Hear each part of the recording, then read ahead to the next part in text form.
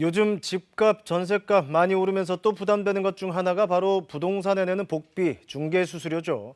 정부가 이 수수료 체계를 바꾸겠다고 했는데 공인중개사협회 일단 자체 실태조사에 들어가는 등 신중한 입장입니다.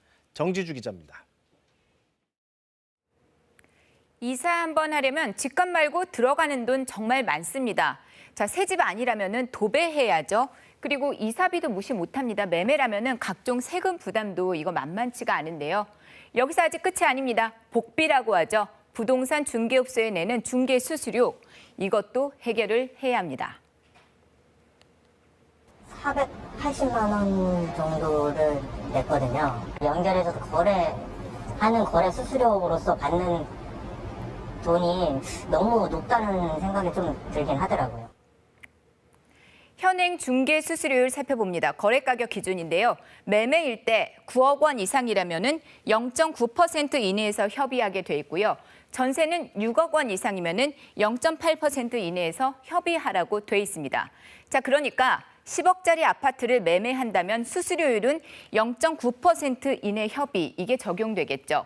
사는 사람, 파는 사람, 그러니까 매수인, 매도인 900만 원씩 각각 중개업소에 내야 합니다. 자, 지난해 서울에서 거래된 아파트가 128만 4천여 가구입니다.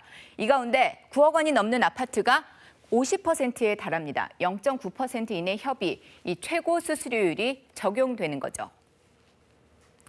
최근 몇 년 새 집값이 급등했습니다. 중개업소가 하는 것은 크게 달라지지 않은 것 같은데 단지 집값 올랐다고 이 수수료로 더 많은 돈 가져가는 게 맞냐, 이런 불만들이 쏟아졌습니다.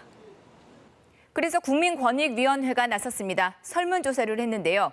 응답자의 절반 이상이 이 중개수수료 과하다, 이 지적이 적절하다고 답을 했습니다. 권익위가 수수료 개편을 추진해온 이유입니다. 권익위 설문조사에서 소비자들이 가장 선호한 방식은 구간을 새로 만드는 것입니다.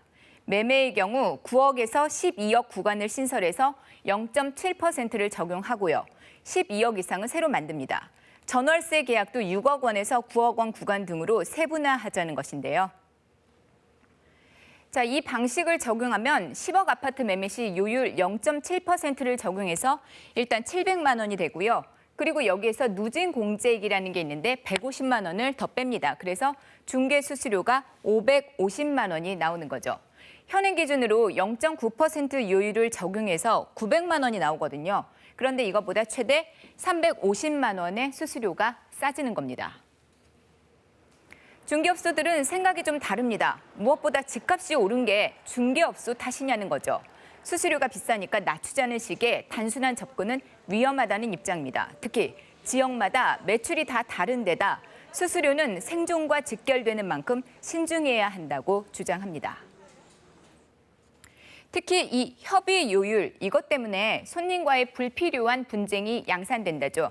협의, 이런 거 없애고요. 정액제 또는 확정 요율, 이런 거를 도입하자고 주장도 하고 있는데요. 11만 명의 공인중개사를 회원으로 두고 있는 공인중개사협회, 자체적인 연구 용역을 의뢰한 상태입니다. 실태조사 같은 거를 객관적으로 좀 정확하게 해서 외국의 사례라든가 이런 것도 좀 참고해서 전면적으로 좀 검토할 필요가 있고요. 주무부처인 국토부는 권익위 권고안 확정 후 수수료 개편 작업에 착수할 예정이라는데요.